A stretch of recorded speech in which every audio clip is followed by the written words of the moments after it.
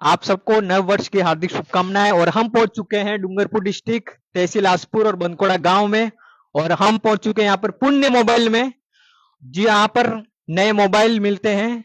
और हम आपको बताना चाह रहे हैं कि यहाँ पर क्या क्या चीजें अवेलेबल है। नए मोबाइल है, नई एसेसरीज भी है, और साउंड सिस्टम भी है हमारे पास में, और काफी सारी चीजें हैं। आपको जो भी अवेलेबल है सस्ते दाम में मिलेगा आपको।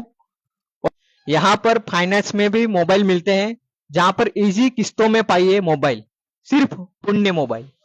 हम अब पहुंच चुके हैं पुण्य मोबाइल रिपेयरिंग एंड सर्विस में, जहां पर मोबाइल की रिपेयरिंग अर्जेंट में की जाती है। साथ में यहाँ पर फ्लिप कवर, बैक कवर भी मिलते हैं, और साथ में चार्जर भी अवेलेबल है, टफन भी अवेलेबल है, और साथ में टावर स्पीकर जो बिल्कुल सस्ते दामों में मिलेंगे, सिर्फ पुण्य मोबाइल बनकोड़ा में।